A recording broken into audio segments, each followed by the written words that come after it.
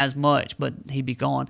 But Lance Stevenson, don't know that he's going to get much more than $9 million, but chances are he's going to be in the $10 to $12 million range a year, and he's going to be gone here pretty soon. Well, if I'm Indiana, though, I don't go more than that because you can't.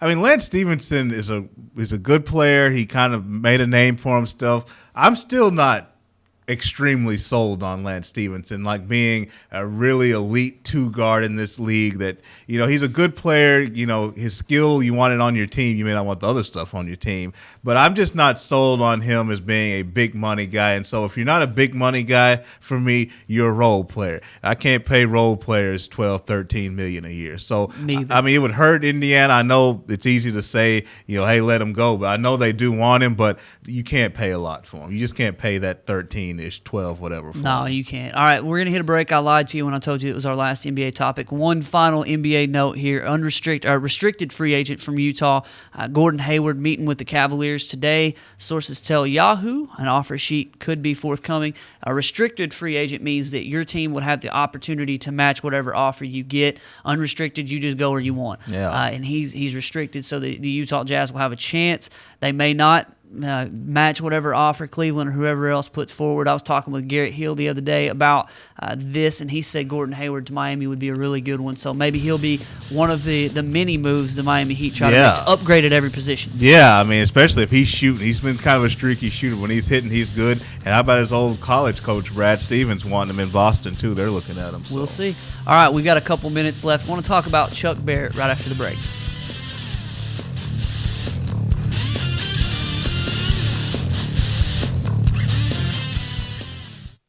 Hi folks, Richard Roberts with Cogswell Motors in Russellville. You know, we've been in business since 1949. A dealership doesn't stay in business that long under the same ownership unless you're doing something right, and that's taking care of customers. We have the largest selection of new Ford, Lincoln, Mazda, and pre-owned vehicles in the River Valley. So if you want the most for your trade, the best interest rate on financing, and the best price on a new or pre-owned automobile, come to Russellville and see us. We're at 1900 East Main, or visit us on the web at cogswellmotors.com. If you didn't count on KARK4 today this morning, here's what you missed. Updated news. Police continue searching for suspects after a home intrusion overnight. Developing stories. It's another piece of presidential history turning up here in Arkansas. And weather and traffic on the force. Friday night, Saturday morning will bring us our next chance rain. Every 10 minutes. Around the clock. Making your day easier. So rise and shine and count on. Count on. Count on. KARK4 today.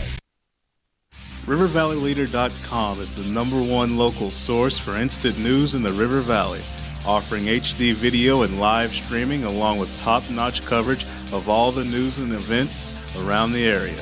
The River Valley Leader is the only place to go for all the information you need. Check out the newest local business featured on the site, as well as police news and coverage from important meetings, along with the personal stories, all at one convenient click. Check out RiverValleyLeader.com.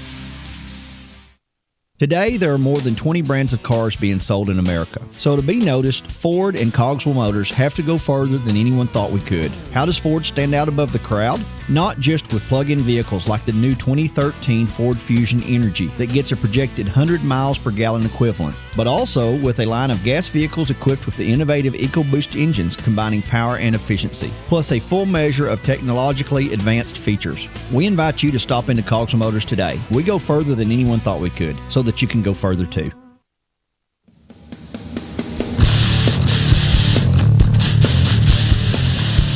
Real quick NFL notes here on the Sports Blitz on a Wednesday. We're not going to be here Friday, by the way, July 4th, so spend some time with the fam. Maddie may just turn on the stream and just talk. So, yeah, this is the last show of the week. Mark Freeman, Weldon Braxton, Maddie Lassiter in the Cogswell Motor Studios. Jimmy Graham has been ruled a tight end. The NFL, which is a shock, isn't it? Yeah. I said he should be classified as a wide receiver just because they split him out 67% of the time. But the arbiter agreed with the New Orleans Saints. They're only going to have to pay him $7 million this year as part of his franchise tender. See, they franchised him. They called him the franchise player, and those pay grades are set based on position. quarterbacks get what the average of the top 5, yeah. and you get the top 5 of each one of your positions. So if he was a wide receiver, he'd have made $12 million. But since he was classified as a tight end, he only makes 7. So that decision today cost him $5 million like that. Yeah, it did. And I haven't read the decision as far as why the opinion was handed down, but I would imagine the arbiter is really tied by the CBA and the rules in place. It's not like he can go rogue and say, well, I just feel like doing it this way. So I think you're going to have to go back and look at the rules and look what you have in the league, and the players are going to have to agree on it, because that 67% number that he lined up at wide receiver, it's telling, and it should be what's in place. But I would imagine, though, that's not in the rules. And I'm sure the rules and the agreement said that you signed as a tight end, therefore that's what you are, until further notice, until you sign as something else or whatever the case may be. So to me, and I've said this throughout this whole process, you're going to have to go back, and this is a problem you didn't have in football years ago. Tight end lined up in line, that's what he was. A receiver was a receiver. Now you're kind of having more of a melting of positions and guys doing different things. You're going to have to define what exactly is a running back, what exactly is a receiver, what exactly is a tight end, how much they line up at these positions. It's going to have to be definitive. So I hate it for Graham. Long term, he's going to want a long-term deal after this year. I expect him to bring the wood in negotiations next time around. But New Orleans obviously saves him $5 million this year. Yeah, I would be saying bye-bye to New Orleans if I were him as soon as I possibly could, going to someplace that didn't want to screw me over. That's just my opinion. So we'll see how that turns out for the New Orleans Saints and for Jimmy Graham. A couple more NFL notes. Kiko Alonso tore his ACL yesterday, a linebacker for the Bills. That's a string of ACL. Sean Weatherspoon for the Atlanta Falcons, Sean Lee for the Dallas Cowboys, both torn theirs as well in this offseason. And then the Dallas Cowboys, they had Sean Lee out, so now they had to deal for Rolando McClain, retired Rolando McClain. He's only like 22 years old or something like that. No, he's a little older than that. He's like 24, 25. But he retired from football. I don't know why. He had his personal issues. Yeah. But they traded to the Baltimore Ravens for a player who was retired, and now he's going to play. Yeah. I mean, obviously, the upside is there for Dallas. I mean, you should not expect much, first and foremost. Do not think you're going to plug this guy in as your starter. But he was the number 8 overall pick in 2010. Exactly. I mean, the talent is there. Kirby Smart says one of the best players he's ever coached when he was at Alabama. But the personal issues, out of shape, when he was last seen in a football context. And so you should not expect much out of him. But the talent he has down in there. The player. And so you just bring him in, and if he gives you what he can give you, you have a Pro Bowl linebacker all of a sudden. But more likely, you're going to have somebody you end up cutting. Just brace yourself for that. He'll be 25 in 12 days. He had better. This is his last chance. If he wants to play the game, this is his last hurrah. It seems like sometimes these things open your eyes. Rolando McClain. Seems like sometimes these things open your eyes, and sometimes it's just a last little money grab before you go off into obscurity. They may call Jamarcus Russell next, too. And have him play offensive lineman. Yeah, that's exactly what He's too big. He can't play offensive line. Maybe he's a what's his face? The dude from the Will Fork. He'll just plug up the hole on the defensive line.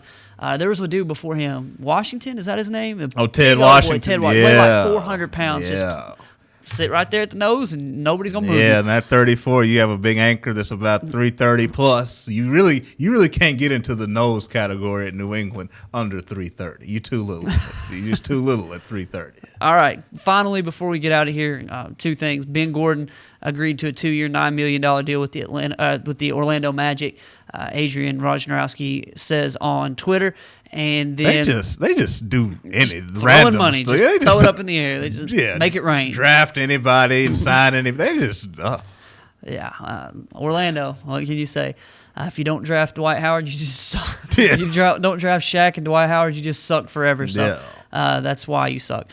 Chuck Barrett stepping away from the mic after 20-some years as the baseball announcer for the University of Arkansas. He's still going to stay on it for basketball and football. He's going to work with IMG. He's no longer going to be technically the voice of the Razorbacks for everything that goes on the radio.